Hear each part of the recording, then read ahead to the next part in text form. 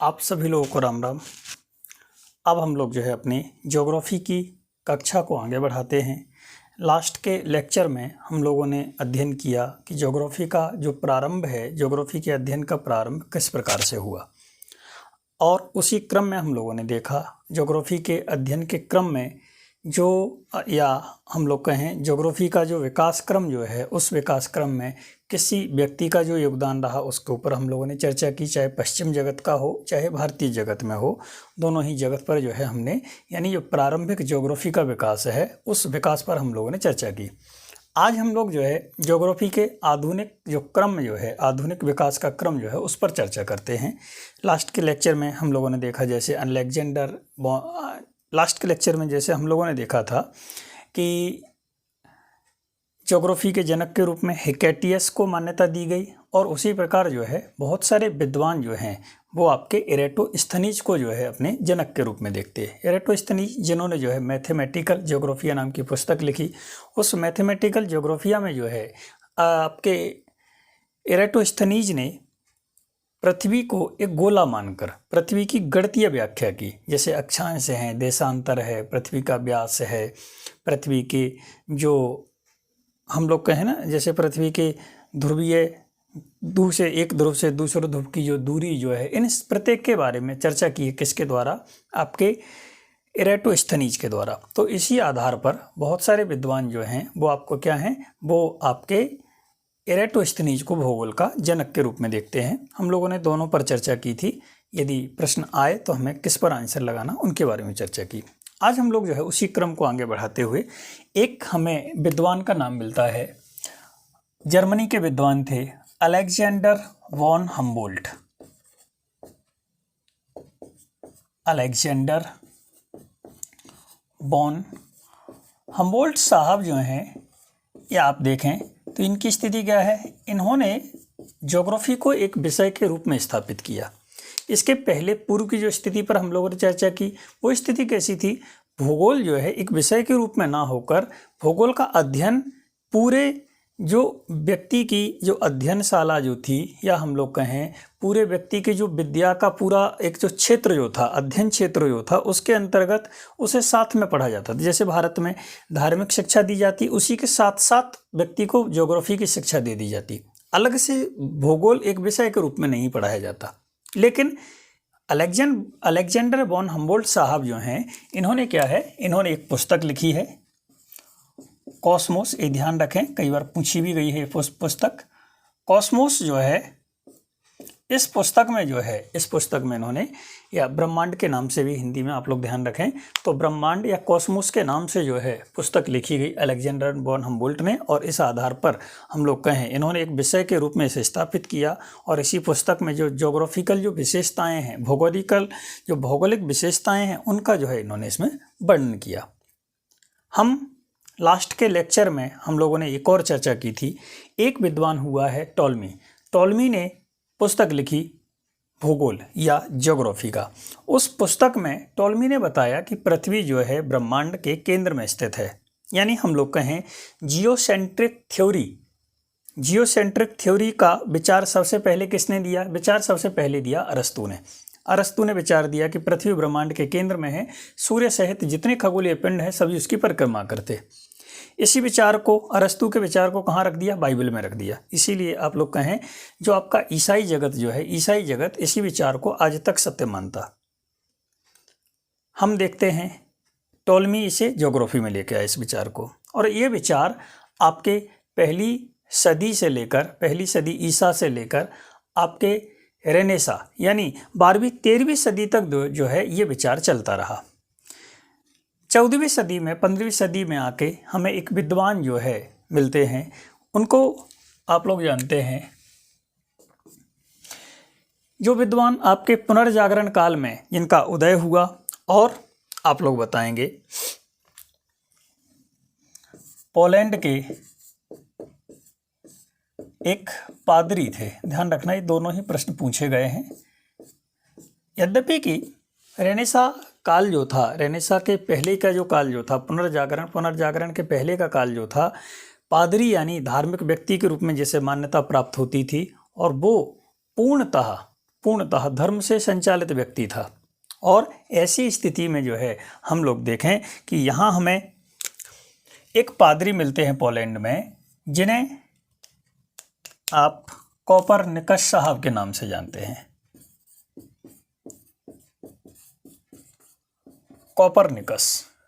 Copernicus जो है ये आपके 15वीं सदी के समथिंग जो है इन्होंने अपना अध्ययन किया, और इस अध्ययन में इन्होंने एक बड़ा जो है प्रलयकारी कहें, बड़ा ही परिवर्तनकारी सिद्धांत दिया, जो कहलाया सूर्य केंद्रण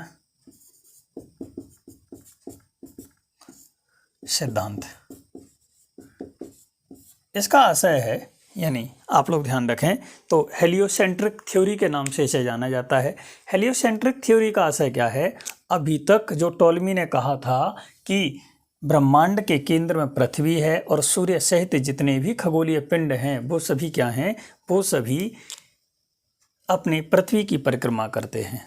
लेकिन यहाँ इस विचार के, इस सिद्धांत के उलट कोपरनिकस ने जो है लंबे समय तक प्रेक्षण किया, और उस प्रेक्षण के बाद लंबे समय तक ऑब्जर्वेशन किया है आपके खगोलीय पिंडों का, आकाश का, और उस आधार पर उन्होंने जो है निष्कर्ष दिया और उन्होंने जो है सिद्धांत दिया। वो सिद्धांत कहलाया सूर्य केंद्रण। इन्होंने कहा कि ब्रह्मांड के केंद्र में पृथ्वी ना होकर सूर्य है, और पृथ्वी सहित जितने भी खगोलीय पिंड हैं उन सभी खगोलीय पिंड, वो सभी खगोलीय पिंड क्या हैं? सूर्य की परिक्रमा करते हैं। और इस सिद्धांत के कारण कोपरनिकस को इतनी प्रताड़ना झेलना पड़ी कि आप लोग कहें पादरी के पद से हटाया गया, पोलैंड से निष्कासित कर दिया गया। इन्होंने जो है कई देशों में जैसे छुप छिपा कर जो है अपनी जान बचाई, पर जो सत्य था वो तो बता ही चुके थे। तत्कालीन समय में इस सिद्धांत को न तो मान्यता दी गई, ना इसके प्रसार को कहीं आगे बढ़ाया गया, इसके प्रसारण पर भी रोक लगा दी गई। पोलैंड के पादरी साहब जो थे आपके कोपरनिकस साहब, इन पर कई प्रकार के अत्याचार हुए। इन्होंने जिस तरीके से ये सिद्धांत दिया उस सब तरीकों को जो है उस समय खंडित कर दिया गया। आप जब रेनेसां पढ़ते हैं उस समय जो आपके कैथोलिक ईसाइयत का जो उस समय चलन था, उस समय जो उसमें जिसमें कट्टरता थी, उस समय ये सिद्धांत दिया गया। बहुत जो है कठोरतम तरीके से जो है इस सिद्धांत और आपके कोपरनिकस साहब दोनों का दमन किया गया। आगे बढ़ें। इसी प्रकार हमें एक और व्यक्ति मिलते हैं जिन्होंने कोपरनिकस साहब के ही सिद्धांत के और आगे की बात कही। केपलर जो हैं ये विशेष रूप से जो प्रसिद्ध हुए हैं वो किस बात के लिए प्रसिद्ध हुए? केपलर हुए हैं ग्रहों के गति के नियम से जाना जाता है इन्हें। पर इन्हें यहाँ हम चर्चा करें तो जैसे कोपरनिकस ने कहा कि सूर्य ब्रह्मांड के केंद्र में स्थित है, कोपरनिकस के पहले टॉलमी कहता था पृथ्वी ब्रह्मांड के केंद्र में है। इन्होंने कहा सूर्य सौर मंडल के केंद्र में स्थित है। यानी केपलर साहब कहते हैं कि सूर्य जो है, सूर्य क्या है अपना? सूर्य ब्रह्मांड के नहीं अपितु अपने सौर मंडल के केंद्र में स्थित है, ना कि पूरे ब्रह्मांड के। ब्रह्मांड में इन्होंने प्रेक्षण किया, इन्होंने जो है लंबे समय तक आकाश का निरीक्षण करके देखा दूरबीन से कि सूर्य के जैसे अन्य कई तारे हैं जिनका अपना खुद का सौर मंडल है। ऐसे ही हमारा सूर्य जो है वो पूरे ब्रह्मांड में नहीं बल्कि कहाँ? अपने सौर मंडल के केंद्र में स्थित है। ठीक इसी प्रकार आप लोग ध्यान रखें, केपलर जिस बात के लिए प्रसिद्ध हैं वो है आपके ग्रहों की गति का नियम। ये बहुत पूछा जाता है, ध्यान रखें। ग्रहों की गति का नियम। और जो है आप लोग ध्यान रखें, कोपरनिकस साहब ने जो क्रांतिकारी परिवर्तन लाया, इस आधार पर इन्हें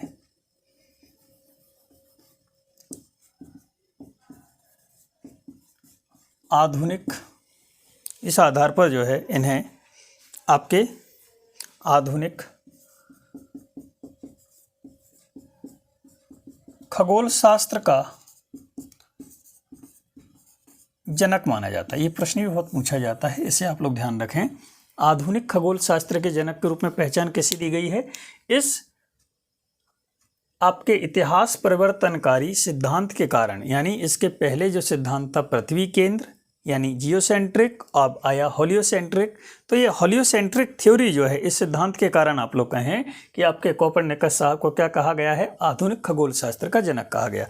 इसी प्रकार आप लोग देखें तो इसी सिद्धांत की पुष्टि की है आपके किसके द्वारा, केपलर साहब के द्वारा। तो इन्हें नवीनतम खगोल शास्त्र का जनक कहा जाता।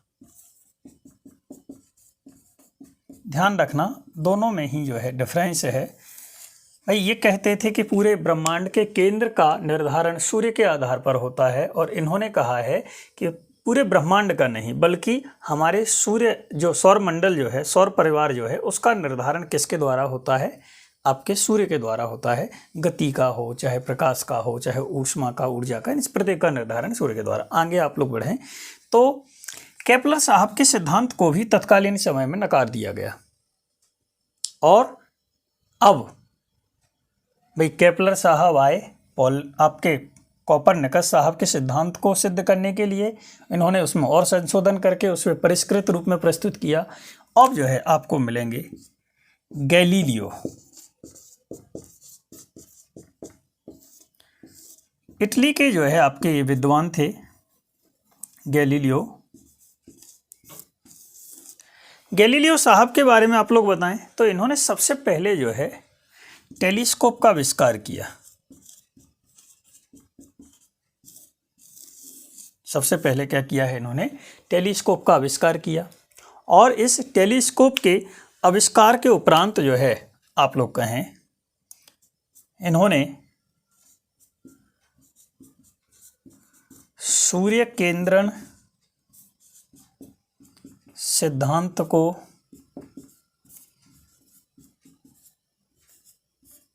पुष्टि प्रदान की। और आप लोग कहें सूर्य ब्रह्मांड के केंद्र में है, इस सिद्धांत को भी इन्होंने पुष्टि प्रदान की। और सबसे बड़ी बात इन्होंने जो कही कि सौर मंडल के जितने भी ग्रह हैं वो सभी गोल हैं, और उसके समान ही पृथ्वी क्या है, पृथ्वी भी गोल है। और आप लोग कहें अब ये दोनों ही सिद्धांत गैलीलियो साहब के जो है जीवन पर भारी पड़ते दिखे।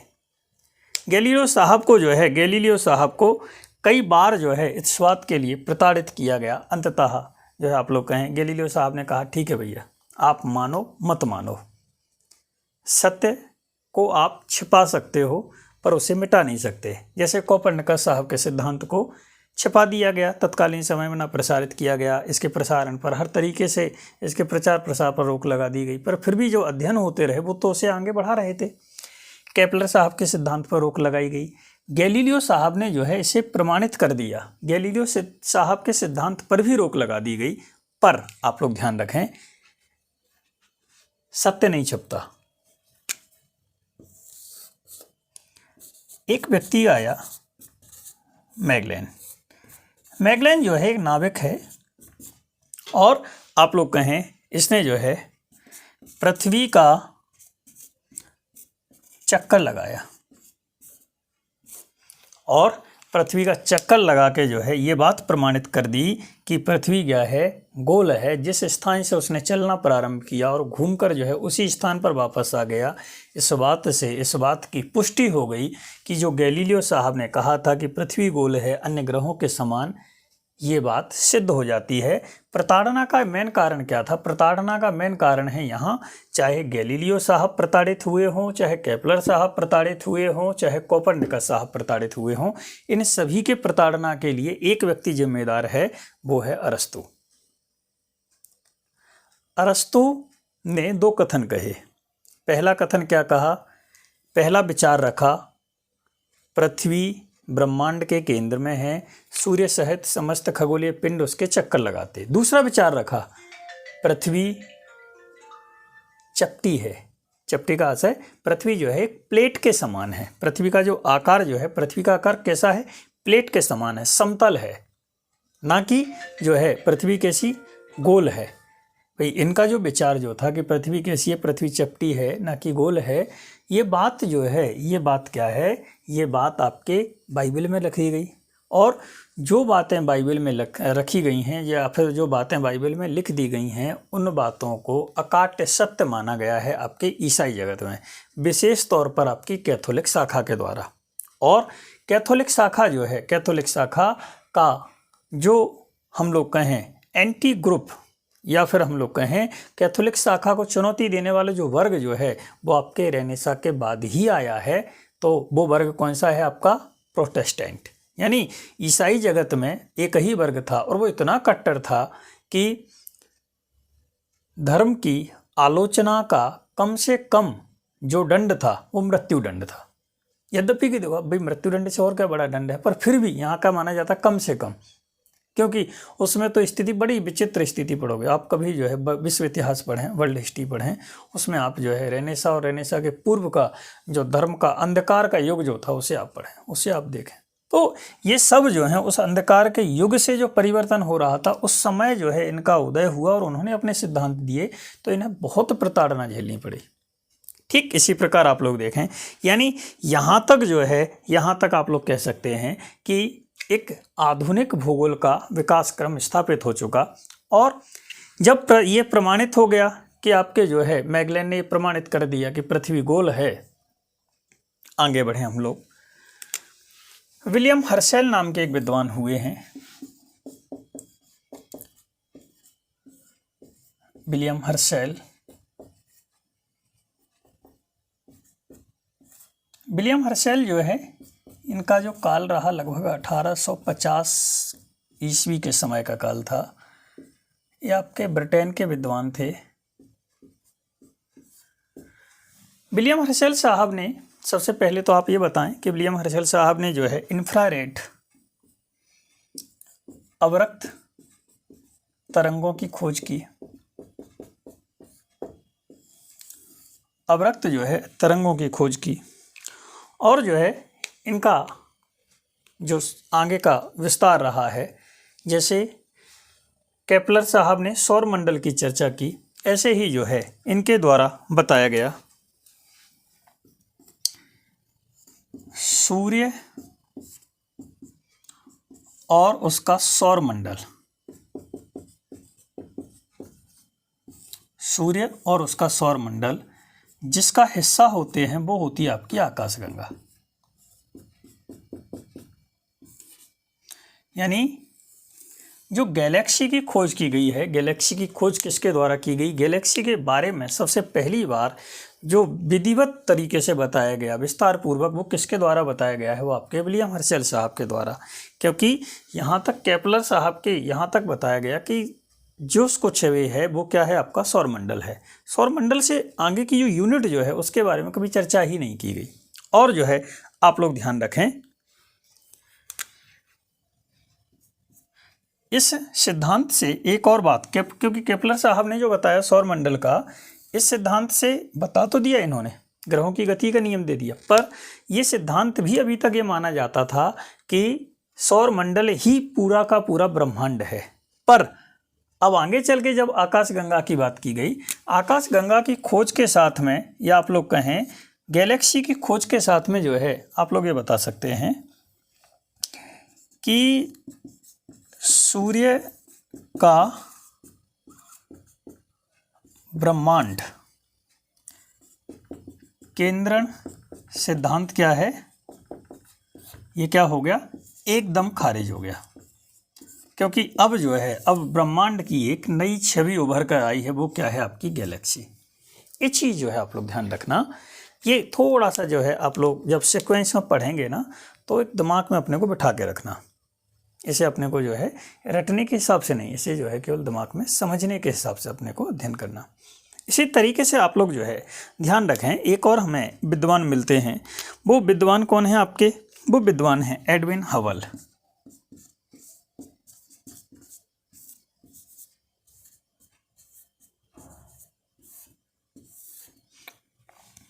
Edwin Hubble. एडविन हबल साहब जो हैं, इनके द्वारा जो अध्ययन किया गया, वो अध्ययन जो है अब एक नया जो है आप लोग कहें परिवर्तन ला रहा था। एक नई जो है क्रांतिकारी जो घटना जो है इनके द्वारा बताई गई, या फिर आप लोग कहें इनके द्वारा जो अध्ययन किया गया वो एक क्रांतिकारी अध्ययन था। वो क्रांतिकारी अध्ययन क्यों है, तो आप लोग जो है इस तरीके से बता सकते हैं, क्योंकि एडविन हबल साहब ने ब्रह्मांड के व्यास पर चर्चा की, ब्रह्मांड का जो डायमीटर जो है उस पर चर्चा की। भाई इन्होंने कहा कि ब्रह्मांड केवल आकाशगंगा या गैलेक्सी ही नहीं है, गैलेक्सी के बाहर भी कई गैलेक्सियां हैं, और उन गैलेक्सियों की स्थिति जो है हम लोग देखें तो वो गैलेक्सी जो है, कई गैलेक्सियां मिलकर, हजारों गैलेक्सियां मिलकर ब्रह्मांड का जो है निर्माण करती हैं। और ये ब्रह्मांड जो है, ये ब्रह्मांड क्या है, व्यास इसका लगभग इन्होंने जो बताया 250 प्रकाश वर्ष, इन्होंने जो है 250 करोड़ प्रकाश वर्ष जो है इन्होंने इसकी चर्चा की है कि ये क्या है आपका 250 करोड़ प्रकाश वर्ष जो है ये आपका एडविन हबल साहब के द्वारा इसका ब्रह्मांड का पूरा विस्तार बताया गया कि ब्रह्मांड जो है कितने प्रकाश वर्ष में फैला हुआ है, आपके 250 प्रकाश वर्ष में फैला हुआ है। और जो है आप लोग कहें इन्हीं के आधार पर एक आपके आगे विद्वान होंगे जॉर्ज लेमेंटेर, बेल्जियम के विद्वान थे। इन्होंने जो है एडविन हबल साहब के इसी अध्ययन के आधार पर ब्रह्मांड की उत्पत्ति का सिद्धांत दिया, जो अभी तक का सबसे विश्वसनीय सिद्धांत माना जाता, वो कहलाता आपका बिग बैंग थ्योरी। तो इसके बाद जो है अब हम लोग जो अध्ययन करेंगे वो क्या करेंगे, अपना ब्रह्मांड और ब्रह्मांड की उत्पत्ति के जो सिद्धांत हैं उनके बारे में चर्चा करेंगे। पर एक चीज़ ध्यान रखना अपने को कि इन्होंने जो ब्रह्मांड का जो अध्ययन किया है वो अध्ययन किया है विस्तार के रूप में, और इस विस्तार का जो इन्होंने आधार बनाया, और जो है एडविन हबल साहब जो हैं इन्होंने ब्रह्मांड के विस्तार का जो आधार बनाया है वो बनाया डॉपलर के सिद्धांत को।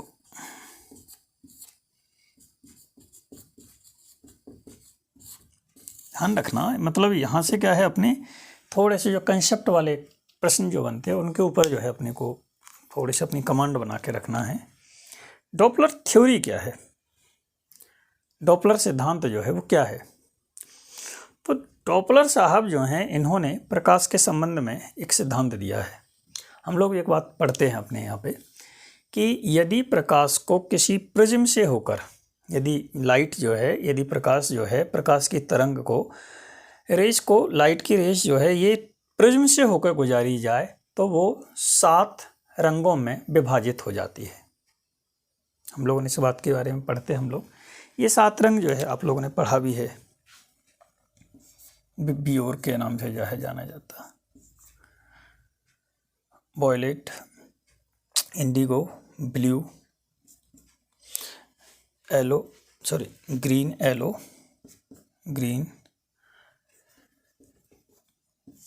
ग्रीन, येलो,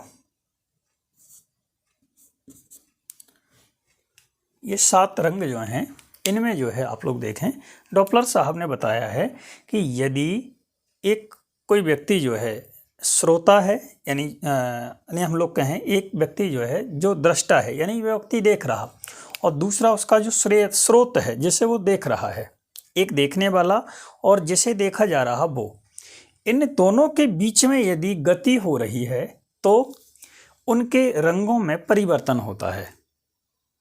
मतलब इस तरीके से समझें कि सबसे ज़्यादा तरंग दैर्ध्य किसकी होती है, सर्वाधिक जो तरंग दैर्ध्य जो है,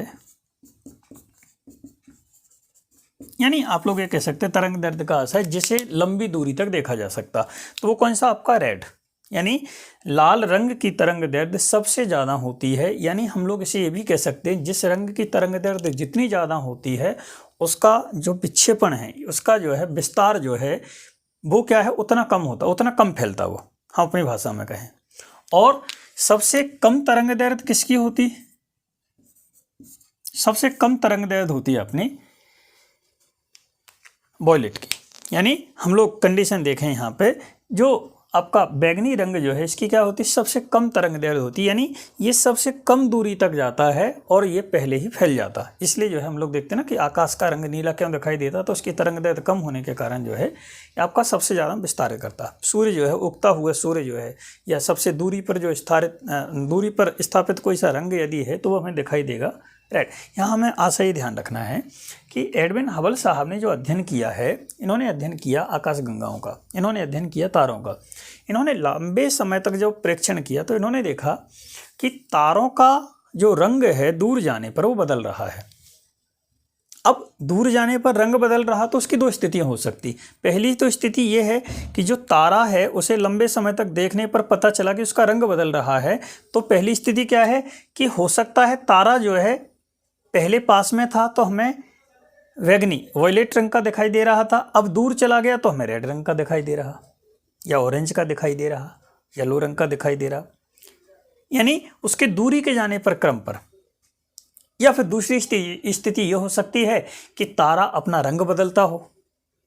दूसरा कारण ये भी तो हो सकता है कि यदि हमें तारे का लंबे समय तक प्रेक्षण किया तो उसका रंग हमें बदलते दिखाई दिया, तो उसका बदलने के दो स्वरूप हो सकते हैं। एक तो ये कि वो हमसे दूर जा रहा है या पास में आ रहा, या फिर ये है कि वो रंग बदलता हो। अब हमने जब इसी बात को बार बार मतलब अलग अलग तारों पर, अलग अलग गैलेक्सियों पर इसका अध्ययन किया तो सभी जगह एक जैसी स्थिति दिखाई दी, यानी वो आपके वॉयलेट से रेड की ओर बढ़ रहे हैं। ध्यान रखना है अपने को कि जहाँ जहाँ हमें वॉयलेट से रेड की तरफ बढ़ेंगे मतलब तारा हमसे दूर जा रहा है या गैलेक्सी हमसे दूर जा रही है। और यदि हम रेड से वॉयलेट की तरफ बढ़ते हैं तो कोई सी भी जिसका भी हम प्रेक्षण कर रहे हैं, जैसे भी हम देख रहे हैं वो हमारे पास में आ रही है। यदि रेड से वॉयलेट की तरफ बढ़ते तो पास में आ रही हैं, और यदि दूर की तरफ जाते हैं तो रेड की तरफ जाते हैं, यानी वॉयलेट से रेड की तरफ। ध्यान रखना, ये आपके डॉपलर साहब ने कहा है कि डॉपलर साहब क्या कहते हैं कि यदि कोई जो स्रोत है वो श्रोता से क्या है दूर जा रहा है तो उसका जो रंग जो है वो क्या होगा, रेड की तरफ बढ़ेगा, यानी वॉयलेट से रेड की तरफ और पास में आता। आगे बढ़ें हम लोग, मतलब क्लियर, इस बात में कोई कन्फ्यूजन नहीं। तो आगे ध्यान रखना अपने को, यही सिद्धांत तापमान में भी ध्यान रखना अपने को। ताप में भी बिल्कुल एग्जैक्ट यही चीज़ होती है। यदि ताप अधिक है तो उसका कलर होगा वॉयलेट, यदि ताप कम है तो उसका रंग कैसा होगा, रेड। ये चीज़ ध्यान रखना अपने को। आगे बढ़ते हैं हम लोग, और इसी आधार पर अब हमें आगे जो आपके ब्रह्मांड के उत्पत्ति के सिद्धांत जो हैं उन पर चर्चा करेंगे। ब्रह्मांड के उत्पत्ति के सिद्धांतों के पहले जो है हमें कुछ शब्दावली पर चर्चा करनी है जो अपने को हर जगह पूछी भी जाती है, जहाँ से प्रश्न भी बनते हैं। तो आप लोग ध्यान रखें, जैसे शब्दावली में जो है अपने से एक कई बार पूछा भी गया है, पूछा जाता है कि आप बताएं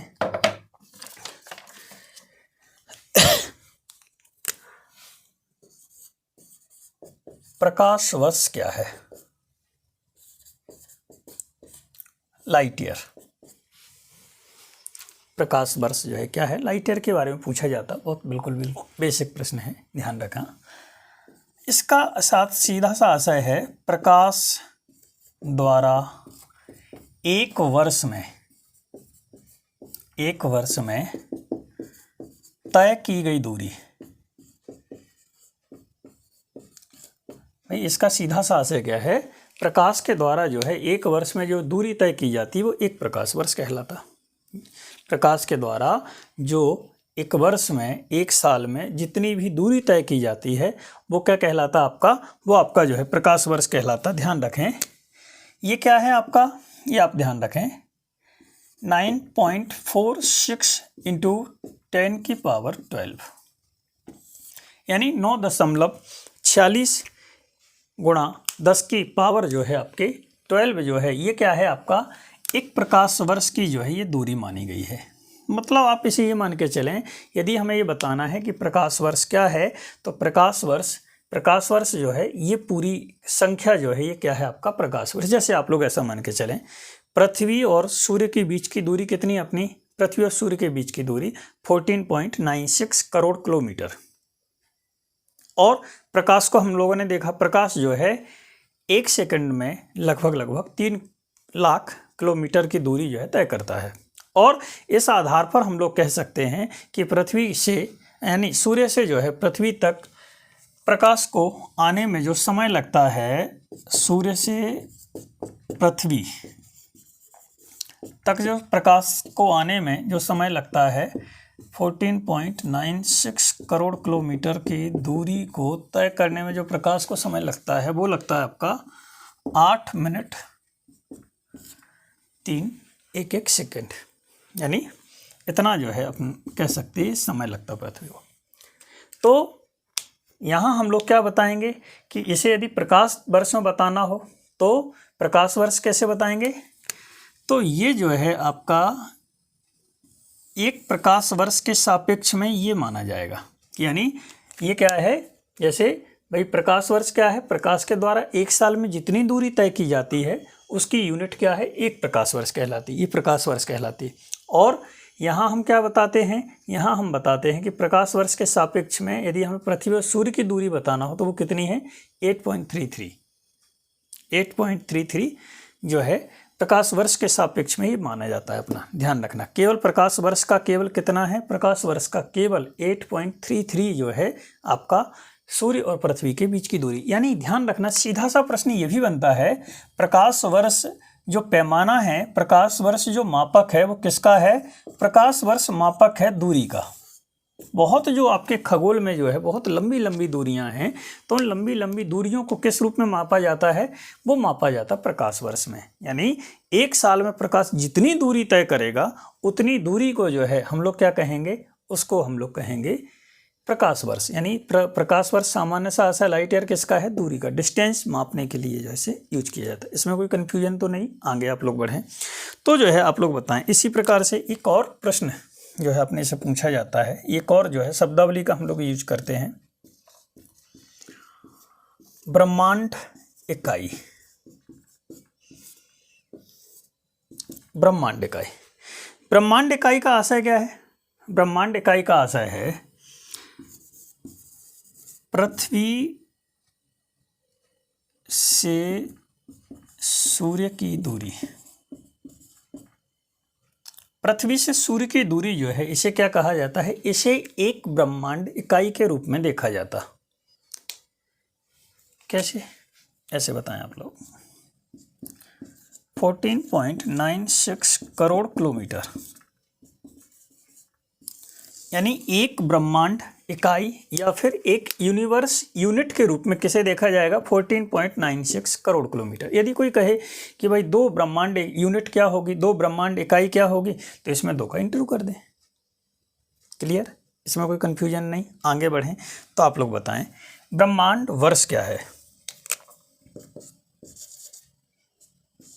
ध्यान रखना, ये छोटे छोटे प्रश्न जो हैं। ब्रह्मांड वर्ष का आशय क्या है, जैसे हमने कहा प्रकाश वर्ष दूरी का इकाई है, दूरी के मापक है। ब्रह्मांड यूनिट जो है, ब्रह्मांड यूनिट पृथ्वी और सूर्य के बीच की दूरी। इसी तरीके से ब्रह्मांड वर्ष जो है, ब्रह्मांड वर्ष से आशय है सूर्य के द्वारा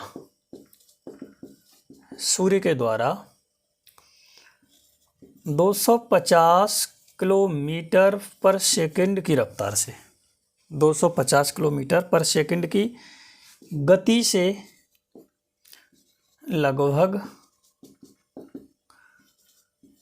25 करोड़ वर्ष में, 25 करोड़ वर्ष में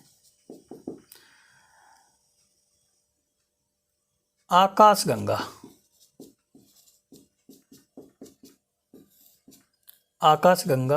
मिल्की वे की परिक्रमा का काल। यानी हम लोग ये देखें कि ब्रह्मांड वर्ष का आशय क्या है, सूर्य जो है अपनी आकाशगंगा के पूरी परिक्रमा करने में जितना समय लेता है वो पूरा समय का कहलाता है आपका ब्रह्मांड वर्ष के रूप में जाना जाता है इसे। ठीक है, इसमें कोई कन्फ्यूजन तो नहीं। तो जो है अपने को ये चीज़ ध्यान रखना है कि ब्रह्मांड वर्ष का आशय यहाँ क्या हो जाता है, ये चीज़ ध्यान रखें। आगे बढ़ें आप लोग तो बताएं पारसेक। ये प्रश्न भी बहुत पूछा जाता है, तो इससे आप लोग ध्यान रखें। पारसेक क्या है? बिल्कुल बेसिक, सबसे पहली बात दूरी की इकाई है। दूरी जो है मापन की इकाई है। दूरी मापन की इकाई किस तरीके से देखें तो आप लोग जो है इसे बता सकते कि ये क्या है आपके, एक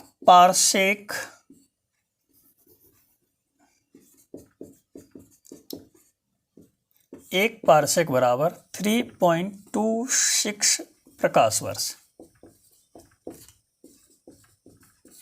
यानी आप लोग ये कह सकते हैं कि पारसेक जो है, पारसेक दूरी मापने की सबसे बड़ी इकाई है। हम जैसे देखते हैं ना, मीटर से छोटी सेंटीमीटर, मीटर से बड़ी जो है किलोमीटर, अब किलोमीटर से बड़े जो है मील। अब हम लोग देखें भाई, ये अपनी जो है धरातल की दूरी मापने के लिए यूज करते। अब जब खगोल में दूरी मापना है तो उसके लिए हमने क्या यूज की? प्रकाश। प्रकाश की गति हम जानते हैं। अब भाई कितने समय में प्रकाश कितनी दूरी तय कर, प्रकाश जो है कितनी दूरी तय कर लेगा, उसके आधार पर जो है हम लोग उसकी दूरी माप सकते हैं। तो प्रकाश वर्ष जो है 1 साल में दूरी तय करता वो। लेकिन जहाँ जो है और लंबी दूरी जो है हमें एक साथ में मापना, तो उसके लिए हम पारसेक यूज करते हैं। ये चीज़ जो है अपने को ध्यान रखना, इसमें कोई कन्फ्यूजन तो नहीं। ठीक है, आगे बढ़ें। अब हम लोग जो है चर्चा करते हैं ब्रह्मांड और ब्रह्मांड के उत्पत्ति के संदर्भ में जो अलग अलग विद्वानों ने जो जो भी सिद्धांत दिए हैं, उन सभी पर जो है हम लोग चर्चा करते हैं शॉर्ट में, जो हमारे परीक्षा के लिहाज से उपयोगी हों उस तरीके से आज हम लोग जो है चर्चा करते हैं, उस पर बताएं आप लोग।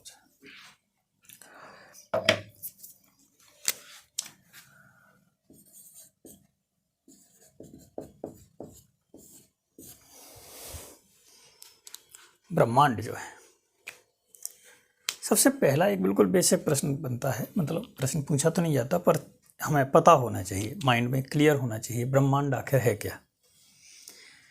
ब्रह्मांड क्या है?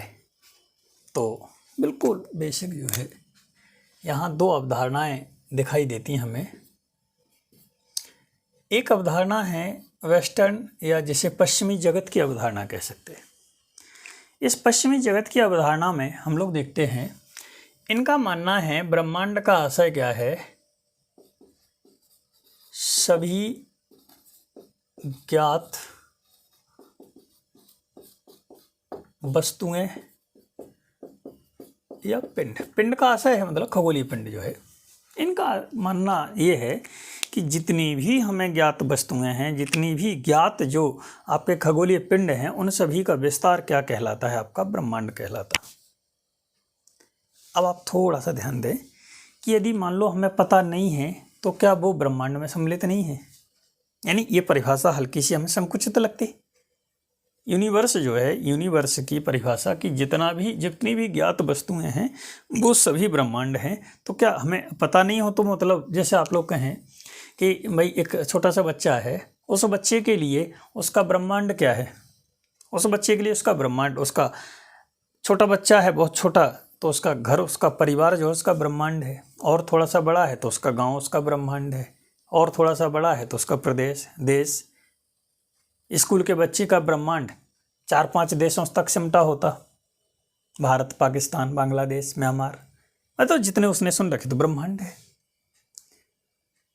मतलब ये तो ब्रह्मांड की परिभाषा सही नहीं है। तो हम लोग देखें भारतीय परिप्रेक्ष्य में जो है, इंडियन परिप्रेक्ष्य में ये कहा गया, सभी ज्ञात एवं अज्ञात, ध्यान रखना अपने को ये बात, बिल्कुल जो है ध्यान क्या रखना अपने को, ज्ञात और अज्ञात वस्तु कहें या खगोलीय पिंड,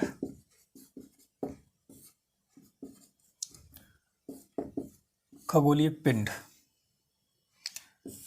मिलकर क्या कहलाते हैं? ये आपके ब्रह्मांड कहलाते हैं। जहाँ तक विस्तार है, चाहे ज्ञात हो चाहे अज्ञात हो, चाहे वस्तुएं हो चाहे खगोलीय पिंड हो, जो कुछ भी है वो सब ब्रह्मांड के भीतर ही है।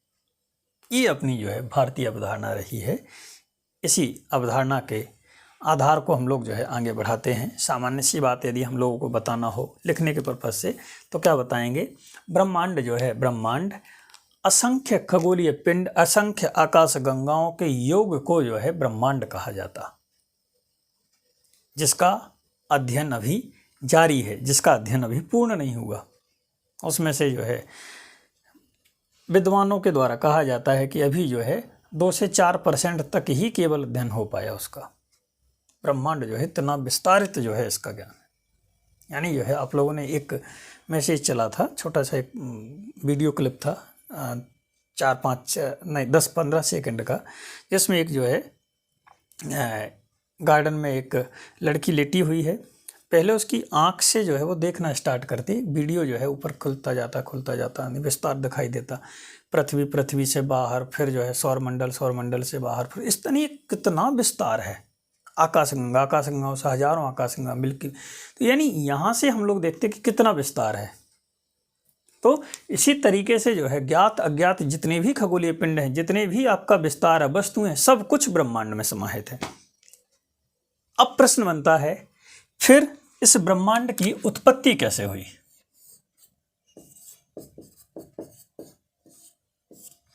फिर जो है इस ब्रह्मांड की उत्पत्ति कैसे हुई, अब देखें हम लोग। अब उत्पत्ति के बारे में यदि हम भारतीय परंपरा की बात करें, चाहे पश्चिम की परंपरा की बात करें, तो इसकी अलग अलग बहुत सारी ढेरों व्याख्याएं मिलती, पर वो व्याख्याएं कैसी हैं? वो व्याख्याएं जो है खोखली व्याख्याएं कहलाती। क्यों? क्योंकि उनके पीछे कोई तर्क नहीं है, या उन्होंने जो तर्क दिए वो जो है मान्य नहीं है, उन्हें तर्क की कसौटी पर परखा नहीं जा सकता। विज्ञान की कसौटी पर परखा नहीं जा सकता, और जिसे विज्ञान की कसौटी पर ना परखा जा सके उस बात को जो है हम मान कैसे लें? जिसे पहले भाई ऐसी आज 50 जो है बातें हैं, जिन बातों को पहले क्या माना जाता था कि वो जो है ईश्वर कृत हैं, या फिर उन्हें जो है ये माना जाता था कि अलौकिक घटना है, पर विज्ञान उसकी व्याख्या की तो वो सब जो है भाई आपकी वो घटनाओं में सम्मिलित हो गई कि जो वैज्ञानिक घटनाएं मानी जाने लगी। इसी तरीके से जो है जो आपके ब्रह्मांड की उत्पत्ति के जो सामान्य सिद्धांत दिए गए, उन सिद्धांतों के पीछे कोई जो है लॉजिक ऐसा नहीं रहा जिसे हम विज्ञान में परख सकें। हम यहाँ उनकी चर्चा ना करके चर्चा उन सिद्धांतों की करेंगे जिन्हें विज्ञान की कसौटी पर परखा गया, और वो उस कसौटी पर हमें कुछ खरे उतरते नजर आते। ध्यान रखना, ये सिद्धांत भी कल्पना है। भाई जब ब्रह्मांड की उत्पत्ति हुई तब कोई नहीं था, पर विज्ञान में हम जिन तरीकों से अध्ययन करते हैं उन तरीकों की तर्कों पर खरे उतरते हैं सिद्धांत, इसीलिए हम जो है इन सिद्धांतों को कुछ हद तक विश्वसनीय मानते हैं। और विज्ञान में सबसे बड़ी विश्वसनीयता इसी बात की है कि कोई भी सिद्धांत, कोई भी मत, कोई भी विचार स्थायी है ही नहीं। आपने जो मत दिया है आप ये मान के चलें कि आपके मत से बेहतर जब मत आ जाएगा तो आपके मत का क्या हो जाएगा? खंडन हो जाएगा। ध्यान रखें, आप लोग आगे बढ़ें, ज़्यादा अपने को विज्ञान पे चर्चा नहीं करनी। एक सिद्धांत दिया गया है महाविस्फोट सिद्धांत, या इसी को हम लोग कहते हैं बिग बैंग थ्योरी। सुनी होगी आप लोगों ने, big bang theory. Big bang theory जो है ये आपके जॉर्ज लेमेंटेर साहब के जॉर्ज लेमेंटेर साहब जो हैं बेल्जियम के थे, इनके द्वारा जो है ये सिद्धांत दिया गया। महाविस्फोट सिद्धांत, थोड़ा सा हम पहले सिद्धांतों को देख लेते, क्योंकि कभी कभी सीधा बिल्कुल एकदम सीधा प्रश्न पूछ लेते, प्रश्न ये सिद्धांत किसने दिया है, पहले उस पर चर्चा कर लेते, फिर जो है इनका विस्तार करते। एक इसी प्रकार से एक और जो सिद्धांत दिया गया है,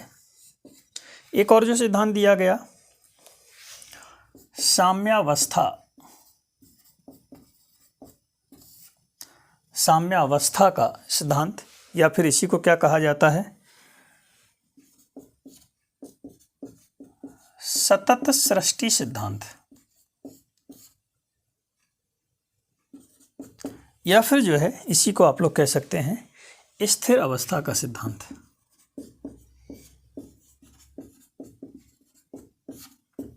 स्थिर अवस्था का सिद्धांत जो है, ये सिद्धांत, इसके बारे में आप लोग बताएं। तो ये जो है आपका थॉमस गोल्डी और जो है हरमन बांडी साहब जो हैं, ये दोनों ही ऑस्ट्रिया के विद्वान थे।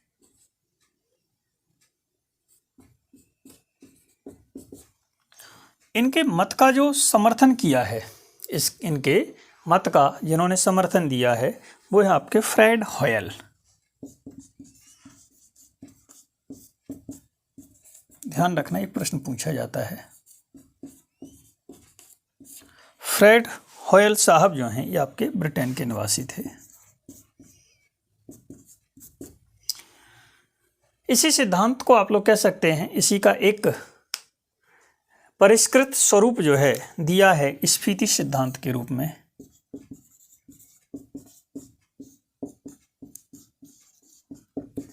स्फीति सिद्धांत जो है, स्फीति सिद्धांत ये आप लोग कह सकते हैं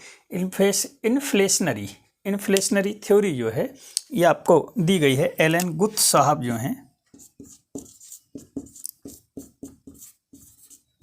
एलन गुथ साहब जो हैं आपके, ये आपके अमेरिका के बड़े प्रसिद्ध जो है आपके भूगोलवेत्ता रहे हैं और आपके फिजिक्स के जो है आपके बड़े प्रसिद्ध जो है ये प्रोफेसर रहे हैं। उनके द्वारा जो आपका सतत सृष्टि या स्थिर अवस्था सिद्धांत जो था, उसी को इन्होंने अपने तरीके से व्याख्या की और उसे नाम दिया है स्फीति सिद्धांत।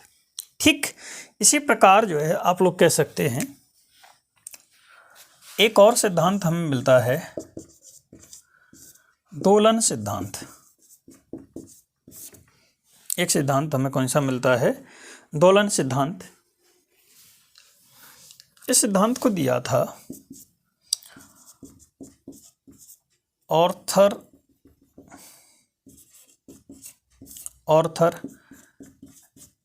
एडिंगटन साहब जो हैं ये आपके ब्रिटेन के निवासी थे, ऑर्थर एडिंगटन साहब।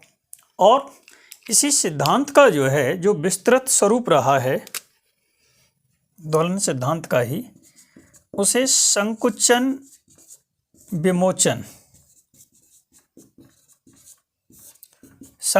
विमोचन के नाम से जो है ये आपके एलन सांडेज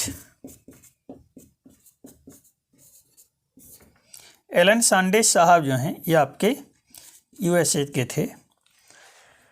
ऑर्थर एडिंगटन साहब ने दोलन सिद्धांत के नाम से यानी प्लास्टिंग यूनिवर्स के नाम से जो है इन्होंने सिद्धांत दिया। संकुचन विमोचन के नाम से जो है आपके उसी सिद्धांत को एलन सांडेज साहब ने दिया। यानी मूलतः इतने ये सिद्धांत जो है इनके बारे में चर्चा की गई है। अब हम लोग जो है आगे बढ़ते हैं और चर्चा करते हैं अपने पहले सिद्धांत के बारे में। पहला हमारा जो सिद्धांत रहेगा वो सिद्धांत है आपका big bang theory.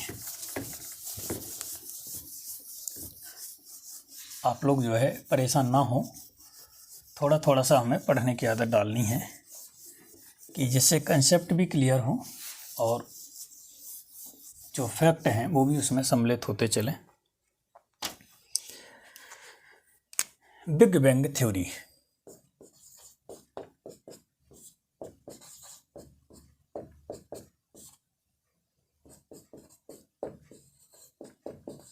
Big bang theory, big bang सिद्धांत जो है इसका आशय सीधा सा क्या है, इन्होंने कहा है एक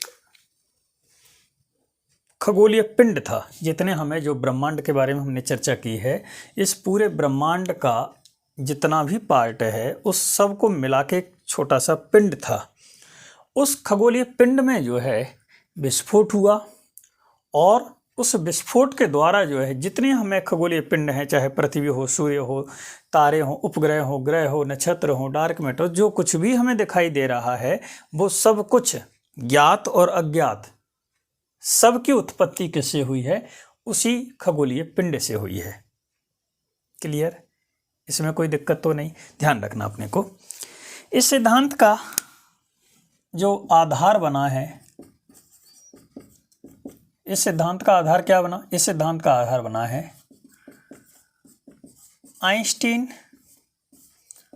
का सापेक्षता का सिद्धांत। थ्योरी ऑफ रिलेटिविटी जो है, थ्योरी ऑफ रिलेटिविटी क्या है? इस सिद्धांत का मूल आधार बना है कि किस तरीके से जो जैसे आइंस्टीन साहब ने जो थ्योरी ऑफ रिलेटिविटी दी है उसी तरीके को आधार बनाकर इन्होंने आपका ये सिद्धांत दिया है। आप लोग बताएं, इस सिद्धांत को सर्वप्रथम जो है रूसी वैज्ञानिक, इस सिद्धांत को जो है सबसे पहले जो है रूसी वैज्ञानिक अलेक्जेंडर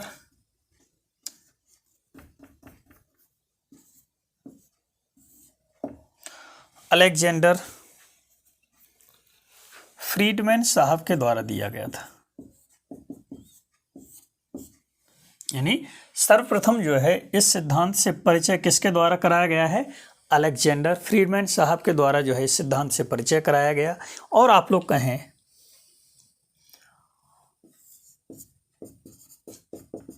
इस सिद्धांत का विस्तार से वर्णन, या आप लोग कहें इस सिद्धांत को प्रसिद्ध किया है किसके द्वारा? वो किया है आपके जॉर्ज लेमेंटेर के द्वारा। बेल्जियम के निवासी थे।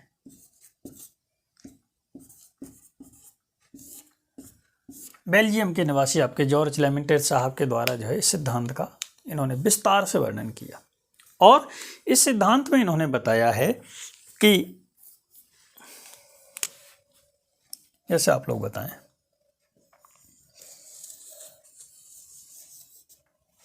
ये एक पिंड माना इन्होंने, ये जो है एक खगोलीय पिंड है।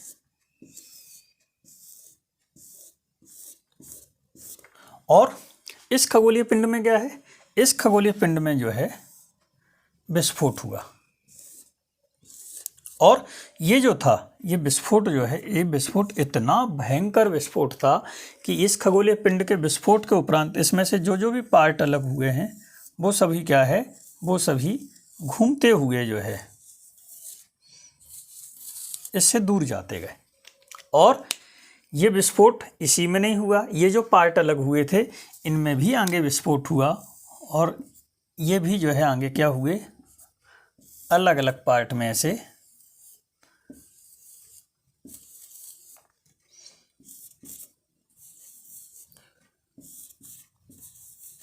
और यानी आप लोग ये कह सकते हैं कि यहाँ कंडीशन क्या है कि ये जो था इसे इन्होंने नाम दिया था नेबुला। नेबुला में जो है जो विस्फोट हुआ है वो विस्फोट कैसा है? वो बहुत बड़ा विस्फोट हुआ और उससे जो है अलग अलग पिंड बने। इन पिंडों में विस्फोट हुआ, इनसे अलग अलग पिंड बने। और इस तरीके से जो है ये इतना भयंकर विशाल आकार का विस्फोट था कि इसी से पूरे ब्रह्मांड का निर्माण हुआ। ये पिंड दूर जाते गए। पहले जो है ये आप लोग कहें इतना घनीभूत पिंड था, इसका इतना ज़्यादा टेम्परेचर और दबाव था कि यहाँ परमाणु का भी निर्माण नहीं हो सका।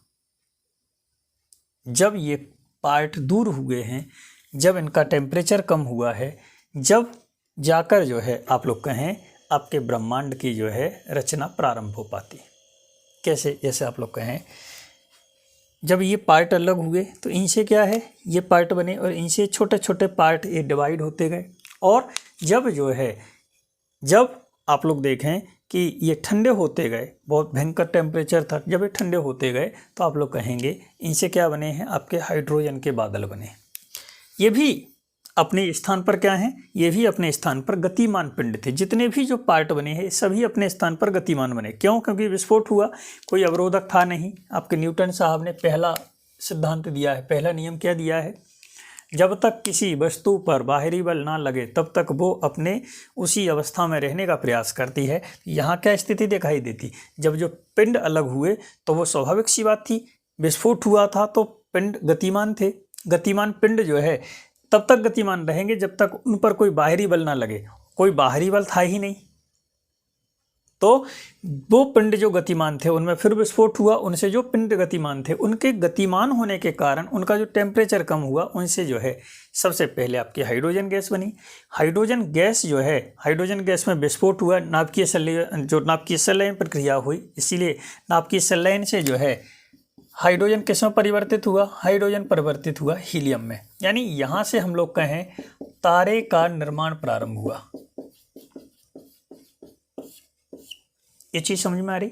आप लोग ध्यान रखें कि इस घटना के बारे में कहा जाता है कि ये लगभग जो है 13.7 अरब वर्ष पूर्व की घटना है। 13.7 अरब वर्ष पूर्व की घटना है।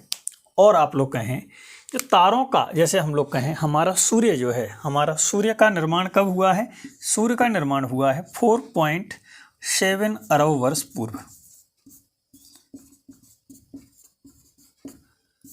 और आप कंडीशन देखें, सूर्य का निर्माण हुआ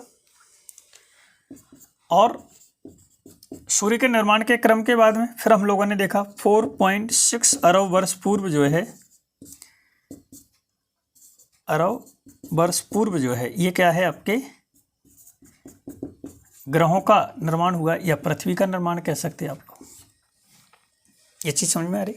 यानी कि ये महाविस्फोट सिद्धांत से, इस नेबुला से आकाशगंगाएं बनी, आकाशगंगाओं से उसके तारे बने, तारे से भाई उनका तारा जो समूह, तारा जो है तारे से क्या बने हैं, उनका तारामंडल ना बोले उन्हें, सौर परिवार बना उनका, उनके ग्रह, उपग्रह, क्षुद्र ग्रह, ये सब बने हैं। क्लियर।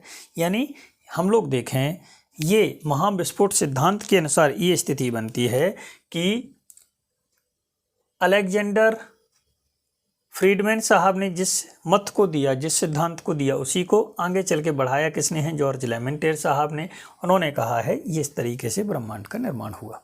आगे बढ़ते हम लोग, ध्यान रखना अपने को इस सिद्धांत पर भी थोड़ा सा हम पिछले पुराने उस पर जाएं। एडविन हबल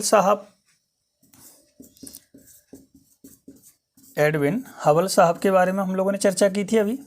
एडविन हबल साहब ने क्या कहा था, एडविन हबल साहब ने कहा था यदि हम तारों का लंबे समय तक प्रेक्षण करें तो हमें एक बात ज्ञात होती है कि तारों का रंग बदल रहा है। यानी केवल हम सूर्य की बात नहीं करते, हम सूर्य के बाहर यानी आपकी आकाशगंगा या आकाशगंगाओं का अध्ययन करें तो उन आकाशगंगाओं का रंग बदल रहा। और वो रंग किस आधार पर बदल रहा, वो रंग बदल रहा है इस आधार पर कि वॉयलेट से रेड की तरफ आ रहे हैं। यानी अब हम ये कह सकते हैं कि आकाशगंगाएं हो या तारे हों एक दूसरे से दूर जा रहे हैं। और ये दूर जाने का क्रम कैसा है, दूर जाने का क्रम ये है मतलब ब्रह्मांड का विस्तार हो रहा है। क्लियर।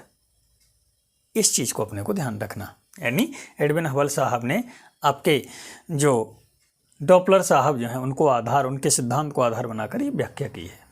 आगे बढ़े हम लोग तो अगला सिद्धांत देखें, सतत सृष्टि सिद्धांत।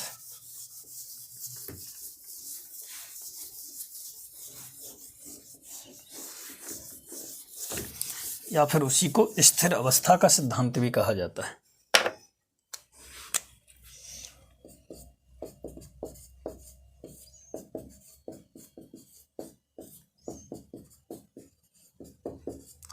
सतत सृष्टि सिद्धांत या फिर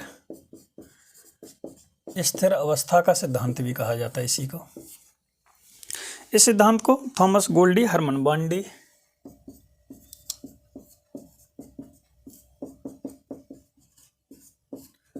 और हरमन बांडी, कुछ लोग ब्रांडी समझ सकते, और जो है इसे समर्थन दिया है किसके द्वारा, फ्रेड हॉयल के द्वारा। फ्रेड हॉयल साहब ने जो है, इनके द्वारा क्या कहना है, इनके द्वारा ये बताया गया है, केवल इनका आधार भी बिग बैंग सिद्धांत ही है। इन्होंने क्या बताया, इन्होंने जो है एक बात कही है, आकाशगंगाएं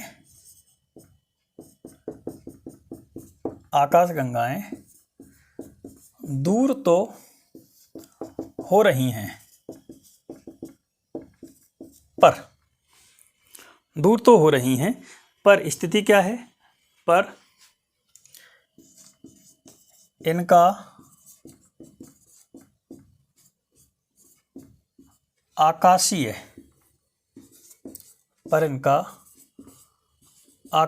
घनत्व अपरिवर्तित है।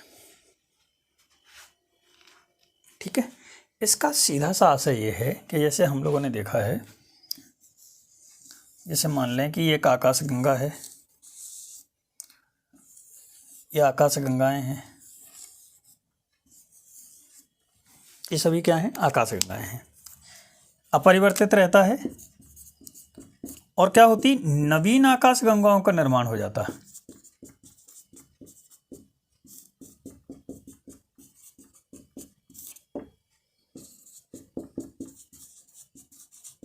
नवीन जो है आकाशगंगाओं का निर्माण होता।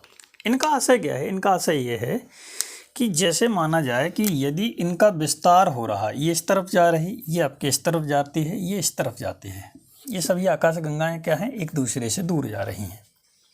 अब इनमें जो तारों का घनत्व है, इनमें जो तारों का घनत्व है वो अलग अलग प्रकार से हो सकता है। तो इनका कहना ये है कि इनका जो तारों का घनत्व है वो सभी आकाशगंगाओं में एक जैसा रहेगा। और क्या होगा, और जो है ये जरूर हो जाएगा कि जब ये इस तरफ बढ़ेंगी तो इनका ये पार्ट जो है, कुछ पार्ट क्या हो जाएगा, इनसे अलग हो जाएगा ये।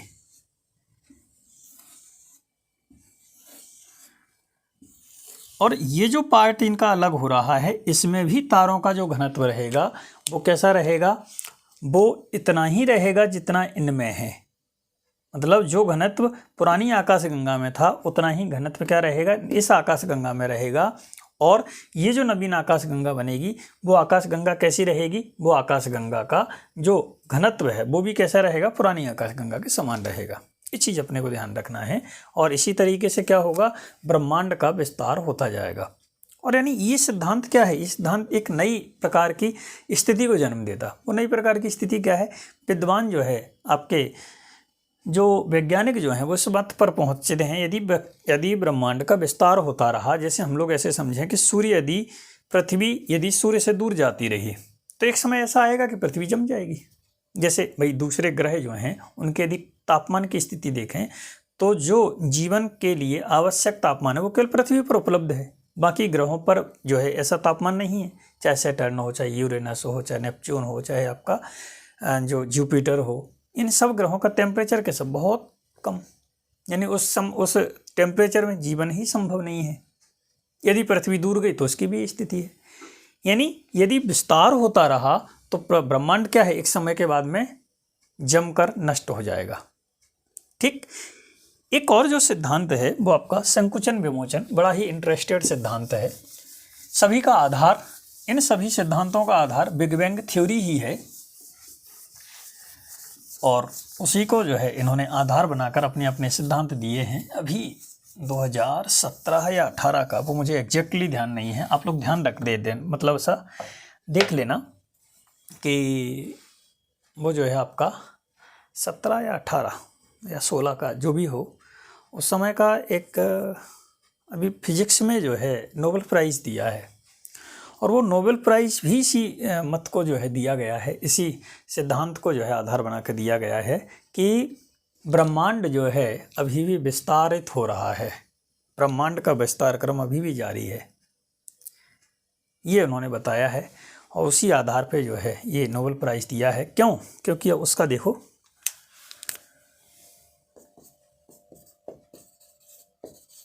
संकुचन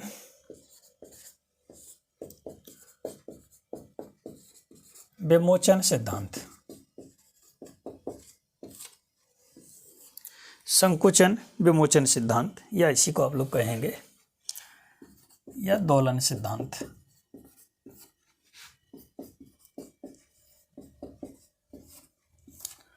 दोलन सिद्धांत, संकुचन विमोचन सिद्धांत या फिर दोलन सिद्धांत। अभी हम लोगों ने देखा कि ऑर्थर एडिंगटन साहब ने इसे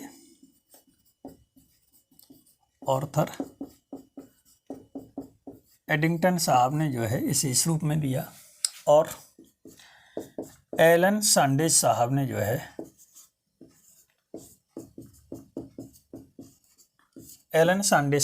है इसे इस रूप में जो है दिया है। ध्यान रखना आप लोग, इन्होंने इसका प्रारंभिक स्वरूप दिया था केवल,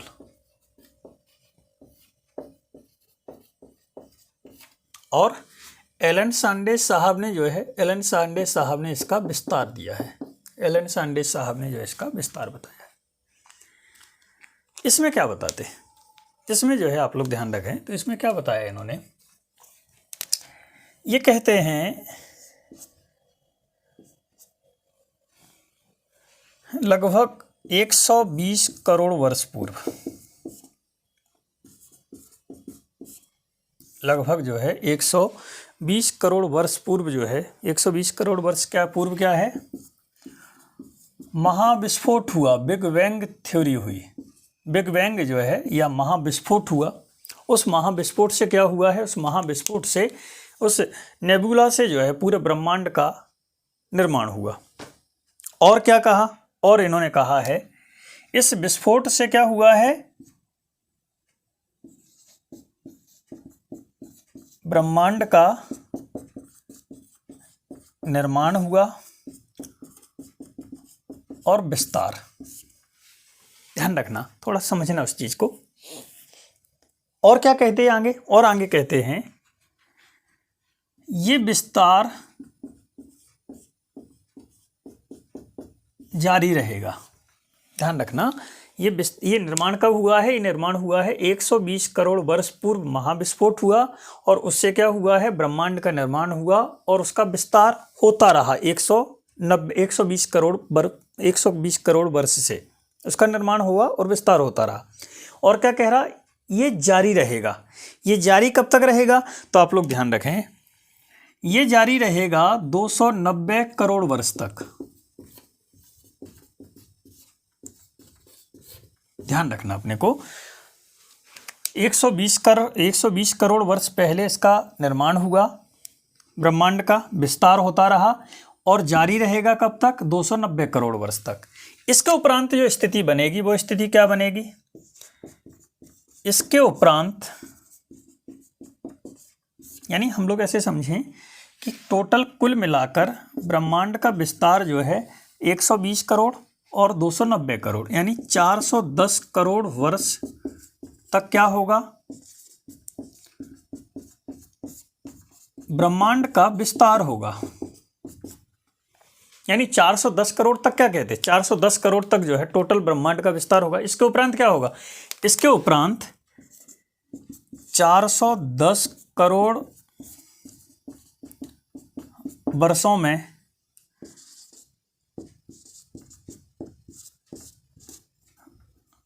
ब्रह्मांड का संकुचन होगा। और क्या होगा, और जो है ब्रह्मांड फिर से घनीभूत पिंड में बदल जाएगा।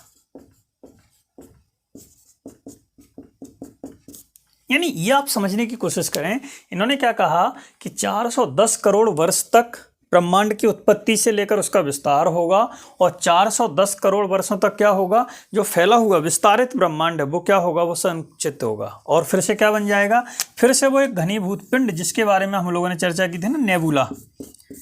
ये नेबुला जो है, ये नेबुला फिर से बन जाएगा और फिर से क्या होगा, फिर से इसमें विस्फोट होगा, फिर से इसका विस्तार होगा 410 करोड़ वर्ष तक, फिर से इसको जो है फिर से घनीभूत पिंड बनेगा 410 करोड़ वर्षों में। यही क्या है आपका संकुचन विमोचन। संकुचित होगा फिर विमोचित होगा, संकुचित होगा विमोचित होगा, और ये प्रक्रिया चलती रहती है। ये आपके जो है एलन सैंडविच साहब के द्वारा जो है ये विस्तार से इसका वर्णन किया गया है। इसको जो है आप लोग ध्यान रखें। ब्रह्मांड की उत्पत्ति या आप लोग कहें ब्रह्मांड का जो विस्तार हुआ उसके बारे में हमने चर्चा की। इसके साथ साथ कुछ और बातें जो है फैक्ट अपने को ध्यान रखने चाहिए। वो फैक्ट क्या ध्यान रखना चाहिए इस महाविस्फोट सिद्धांत को लेकर जो है एक बड़ा शोध हुआ है, ताज़ा शोध है। इनके ऊपर भी हम लोग चर्चा करेंगे कि न्यूट्रिनो क्या हैं आपके, आप लोगों ने जो है गुरुत्वीय तरंगें पढ़ी होंगी, ये क्या हैं, कॉस्मिक रेज क्या हैं, इनके बारे में चर्चा करेंगे हम लोग। पर यहाँ जो है ये चर्चा थोड़ी सी यहीं कर लेते हैं हम लोग कि ब्रह्मांड जो है, ब्रह्मांड का जो निर्माण हुआ, जो नेबुला जो था वो किससे बना था। क्योंकि हम लोगों ने देखा कि सबसे आधारभूत जो पार्ट माना गया वो किसे माना गया, सबसे आधारभूत पार्ट माना गया अपने एटम को। एटम से भी हमने आधारभूत पार्ट देखा। वो आधारभूत पार्ट क्या है, वो आपके न्यूट्रॉन, प्रोटॉन और इलेक्ट्रॉन। कुछ जो है इससे आगे बढ़े तो पॉजिट्रॉन, छोटे छोटे पार्ट आते गए। यानी इन सब को भी आधार देने वाला पार्ट क्या है, जिन पर जो है आपके न्यूट्रॉन को आधार मिलता, यानी जिनमें जो भार जो है, इनके भार को भार देने वाला जो पार्ट है वो क्या है, जिसके बारे में आप लोगों ने सुना होगा। एक शब्द आप लोग सुनते हो, गॉड पार्टिकल। गॉड पार्टिकल या इसी को कहा जाता है हिग्स बोसॉन कण या पार्ट। ध्यान रखना आप लोगों ने जो है नाम सुना होगा सर्न।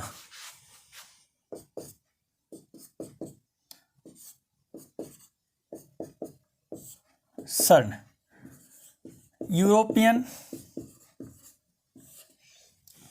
यूरोपियन सेंटर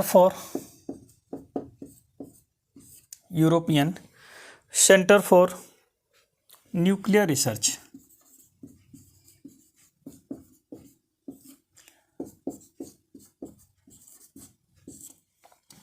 सर्न यानी European centre for nuclear research.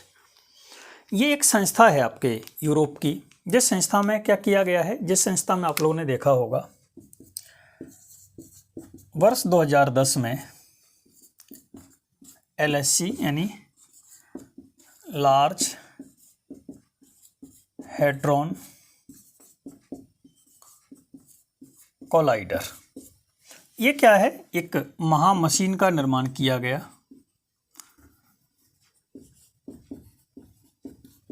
और आप लोगों ने सुना होगा इसमें जो है महाप्रयोग हुआ था। और ये जो है कहाँ बनाया गया है, ये आपके सर्न का मुख्यालय आपके जेनेवा में मिलेगा। जेनेवा में जो है स्विट्जरलैंड में इसका मुख्यालय है। और सर्न के द्वारा जो है जो LHC जो है ये आपके स्विट्जरलैंड और फ्रांस की सीमा पर क्या किया गया है, धरती के अंदर 27 किलोमीटर लंबी जो है एक आपके मशीन बनाई गई LHC लार्ज हैड्रॉन कोलाइडर। इसमें क्या किया गया है, इसमें जो है आपके जो आपका ये चीज़ आप लोग जो है ध्यान रखना,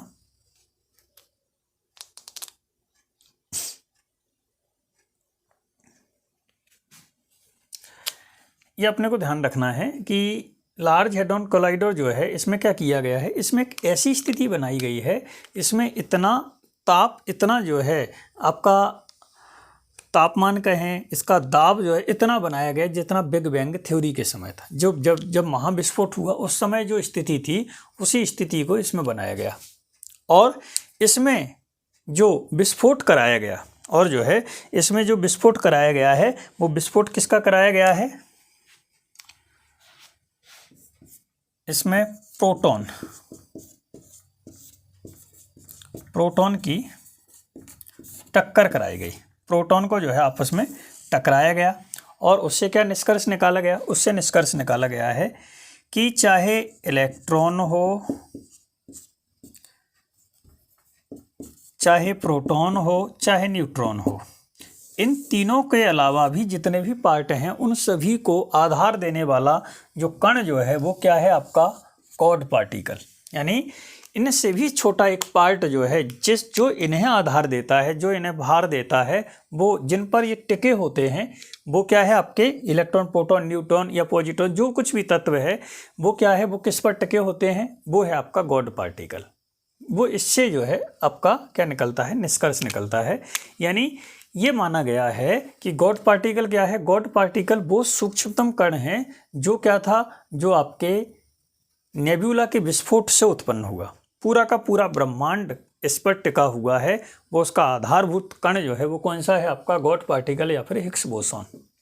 ये पीटर हिग्स आपके इंग्लैंड के विद्वान थे, इन्होंने शोध किया, और भारत के सत्येंद्रनाथ बोस, इन दोनों ने मिलकर जो है एक कण खोजा था, उसे ही इन्होंने गॉड पार्टिकल, पहले ये केवल एक विचार था और बाद में जो है लॉर्ड हैडॉन कोलाइडर के द्वारा जो है इस विचार को किस रूप में बदल दिया गया है, इस विचार को प्रमाणित कर दिया, तो ये सिद्धांत के रूप में हो गया गॉड पार्टिकल। क्लियर, ये चीज़ जो है थोड़ा सा आप ध्यान रखना, यहाँ से भी कभी कभी ऐसे प्रश्न अपने पूछे जाते। आगे बढ़ें आप लोग, तो जो है आप लोग बताएं कि थोड़ा सा एक और देखते हैं हम लोग, आकाशगंगा या गैलेक्सी क्या होती है।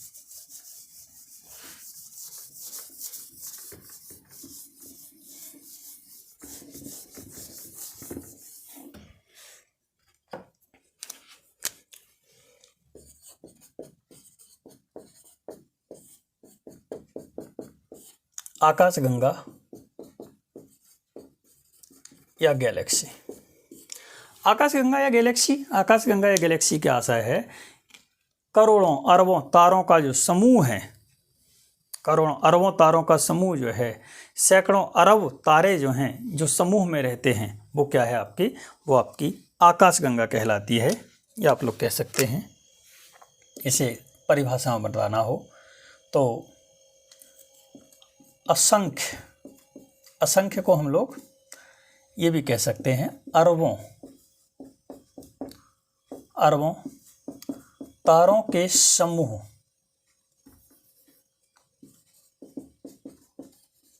के समूह को आकाशगंगा कहा जाता है। अरबों तारों के समूह को क्या कहा जाता है, आकाशगंगा कहा जाता है। और इसका निर्माण कैसे होता, हम लोगों ने देखा है कि जब विस्फोट हुआ तो विस्फोट के उपरांत जो है आकाशगंगा का इस तरीके से निर्माण होता।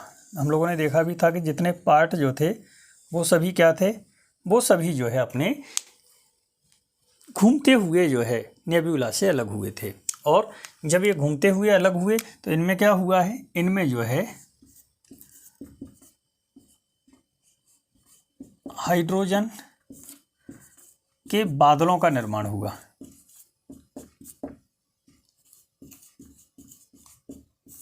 हाइड्रोजन के क्या हुए हैं, इनमें बादलों का जो है इसमें निर्माण होता है। और हाइड्रोजन के बादलों के निर्माण होने से क्या हुआ है, हाइड्रोजन से हीलियम में बदलने की प्रक्रिया प्रारंभ होती है, जिसे क्या कहा जाता है, नाभिकीय संलयन प्रक्रिया। और इस नाभिकीय संलयन की प्रक्रिया से क्या है, यहाँ जो है आपके ऊर्जा का निर्माण प्रारंभ हो जाता। ऊर्जा का क्या है आपके निर्माण जो है ये प्रारंभ हो जाता। ध्यान रखना अपने को, यानी आप लोग कहें अब इसमें ये आपके अलग अलग तारों का निर्माण होने लगता है। ये क्या है आपके तारे हैं, तारे हैं तो तारों का सौरमंडल होगा, जिसे आप लोग सौर परिवार कह सकते हैं। तारे का अपना जो परिवार होता है, ये क्या है आपका, ये आपके आकाशगंगा में आपके तारे बन जाते। ध्यान रखना अपने को, आकाशगंगा का जो केंद्रीय भाग होता है, आकाशगंगा का ये जो केंद्रीय भाग होता है, ये केंद्रीय भाग क्या कहलाता है, ये केंद्रीय भाग बल्ज कहलाता है। ध्यान रखना अपने को, आकाशगंगा का जो केंद्रीय भाग जो है ये क्या कहलाता है, बल्ज कहलाता है। यहाँ तारों का सर्वाधिक संकेंद्रण होता है।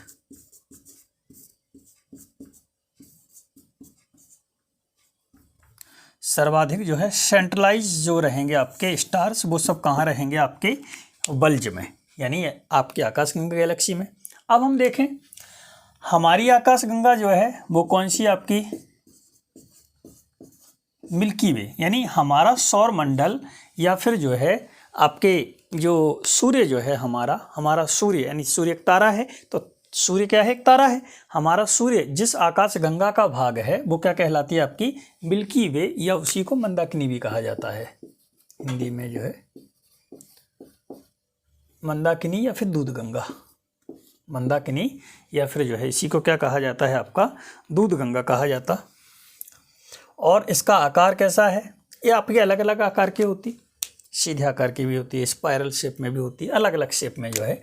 तो मिल्की वे का आकार कैसा है? ये आपकी सर्पिलाकार है।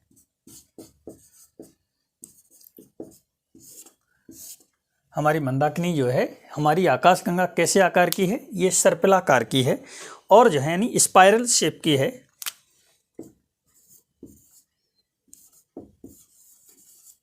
स्पाइरल या फिर सर्पिलाकार की है। ठीक इसी प्रकार आप लोग ध्यान रखें, हमारी आकाशगंगा में एक जो है समूह पाया जाता है ओरियन नेब्यूला। ये प्रश्न बनते हैं बिल्कुल सीधा सीधा, ऐसे ही ध्यान रखना अपने को। ओरियन नेब्यूला, ओरियन नेब्यूला क्या है? ओरियन नेब्यूला जो है ये सबसे अधिक चमकीले और शीतल तारों का समूह है। तो यहां अपने को ध्यान क्या रखना, प्रश्न क्या बनता है? ओरियन नेबुला क्या है? ओरियन नेबुला तारा है, ग्रह है, उपग्रह है, क्षुद्र ग्रह है। तो ओरियन नेबुला क्या है? तारा समूह है। ध्यान क्या रखना अपने को, ये एक तारा समूह है ओरियन नेबुला, जो कैसा है? सबसे अधिक चमकीले और शीतल तारों का समूह है। ठीक, और क्या ध्यान रखना अपने को, ये जो है आपके सूर्य से लगभग 1600 प्रकाश वर्ष की दूरी पर है।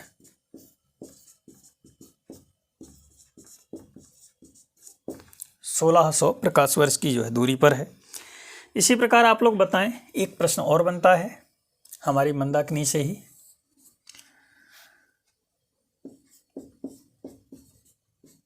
प्रॉक्सिमा सेंचुरी, प्रॉक्सिमा सेंचुरी जो है सूर्य का सबसे निकटतम तारा है। सूर्य का सबसे निकटतम तारा है, यानी हम लोग ये कह सकते हैं भाई, जैसे अपना एक हमारा सूर्य है, सूर्य के सबसे पास का तारा कौन सा है? वो है प्रॉक्सिमा सेंचुरी, जो है आपके यानी हमारे सूर्य से लगभग आप लोग कहें 4.3 प्रकाश वर्ष की दूरी पर है। यानी सूर्य से जो है प्रॉक्सिमा सेंचुरी कितनी दूरी पर है? प्रॉक्सिमा सेंचुरी जो है आपके 4.3 प्रकाश वर्ष की दूरी पर स्थित है, ये आपका प्रॉक्सिमा सेंचुरी। इसी तरीके से आप लोग बताएं,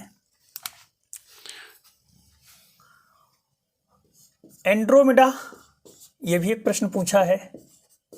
एंड्रोमेडा, एंड्रोमेडा क्या है? एंड्रोमेडा जो है, एंड्रोमेडा हमारी आकाशगंगा के सबसे करीब की आकाशगंगा है। यानी हमारी आकाशगंगा के सबसे करीब की आकाशगंगा कौन सी है आपकी? वो है एंड्रोमेडा। ठीक इसी प्रकार जो है आप लोग ध्यान रखें, मिल्की वे में ही साइरस या डॉग स्टार, साइरस या डॉग स्टार, इसकी स्थिति क्या है? तो आप लोग बताएं। ये आपके सबसे चमकीला तारा है। ये क्या है? ये जो है आपसे सबसे चमकीला तारा है, साइरस या डॉग स्टार। ये आप लोग कहें सूर्य से 20 गुना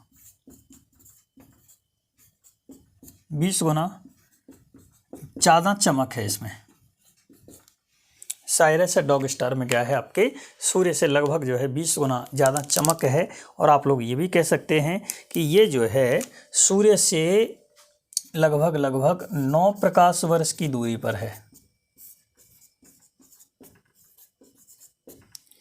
9 जो है आपके प्रकाश वर्ष की दूरी पर है।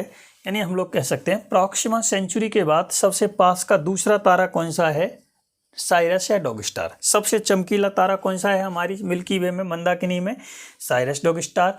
मिल्की वे के सबसे करीब की जो दूसरी आकाशगंगा है, इसी के समान आकाशगंगा, वो कौन सी है, एंड्रोमेडा है।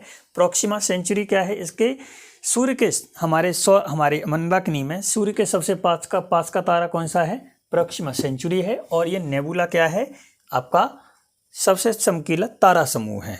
और हमारी मंदाकिनी का शेप कैसा है, स्पाइरल शेप की जो है आपकी मंदाकिनी मिलती है। ध्यान रखना अपने को। एक और प्रश्न बनता है, हमारी ही आकाशगंगा में एक तारा है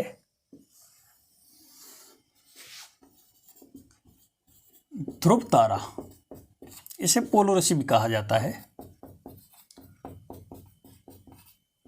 पोलुरस। ये पृथ्वी के सदैव उत्तरी ध्रुव की ओर दिखाई देता है। ये क्या है, पृथ्वी के सदैव जो है आपको कहाँ दिखाई देगा, उत्तरी ध्रुव की तरफ जो है इसकी स्थिति दिखाई देती है। क्लियर। और जो है आप लोग ध्यान रखना, ये क्या है अपना, ये जो है लगभग पृथ्वी से जो है ये आपका 1700 प्रकाश वर्ष की दूरी पर है। ध्यान रखना अपने को, इसकी स्थिति कैसी मिलती है, ध्रुव तारे की पृथ्वी से लगभग 1700 प्रकाश वर्ष की दूरी पर है। ऐसे बता सकते हैं आप लोग। जैसे मान लें ये क्या है आपका ध्रुव तारा है, पोलुरस है, और ये आपकी पृथ्वी है। पृथ्वी पे ये क्या, ये दोनों ध्रुव हैं, ये नॉर्थ पोल है, ये साउथ पोल। तो पृथ्वी के सदैव कैसा रहता है, उत्तरी ध्रुव पर जो है अपने को स्थापित मिलता है कौन सा, आपका ध्रुव तारा। पृथ्वी चक्कर भी लगाएगी तो भी किस तरफ रहेगा, ये हमेशा उत्तरी ध्रुव की तरफ रहता है। ये अपने को ध्यान रखना है। यानी आज की क्लास में हम लोगों ने जो चर्चा की, ब्रह्मांड क्या है, ब्रह्मांड की उत्पत्ति के सिद्धांत क्या हैं, और अलग अलग जो सिद्धांत हैं उनका आधार क्या है, उसके साथ साथ में जो है आज हम लोगों ने आकाशगंगा की चर्चा की। अगला जो नेक्स्ट लेक्चर रहेगा उसमें हम तारा क्या है, तारा किस प्रकार से निर्मित होता है, तारा के जो पूरे जीवन चक्र की जो स्थिति अलग अलग होती है कि भाई रक्तदानव कब बनता, श्वेत वामन तारा कब बनता, सुपरनोवा कब बनता, नोवा स्टार कब बनता, कब वो पल्सर स्टार होता, कब न्यूट्रॉन स्टार होता, इन सब की जो चर्चा करेंगे अगले नेक्स्ट लेक्चर में। फिर उसके बाद जो अगला लेक्चर रहेगा उसमें हम लोग जो है ग्रह क्या होते हैं, ग्रहों का प्रकार क्या होता, इनर प्लानेट क्या होते हैं, आउटर प्लानेट जो है ये कौन से होते हैं, आपके आंतरिक ग्रह या बाह्य ग्रह कौन से होते हैं, इनके साथ साथ में भाई ग्रहों की अन्य सब चर्चा करेंगे। यानी क्लास थोड़ी सी लंबी होगी, तो आप लोग जो है क्लास के लंबे होने से ना घबराएं। आप लोग ये ध्यान रखें कि ये आपके जो है बहुत उपयोगी क्लासेस हैं, क्योंकि इसमें अपने को जो है तथ्य भी मिलते हैं, तथ्य के साथ साथ जो है हम उसका बेसिक जो कंसेप्ट जो है उस पर भी चर्चा करते हैं। ठीक है। यदि कोई आप लोगों को ऐसा लगता है कि हमें किसी और विषय पर या किसी विशेष विषय पर अपने लेक्चर बनाने चाहिए, तो आप लोग जो है कमेंट सेक्शन में जो है बताते चलें। और यदि कोई आपको लगता है कि हमें इम्प्रूवमेंट करना है तो उसे भी आप बताते चलें। धन्यवाद। राम राम।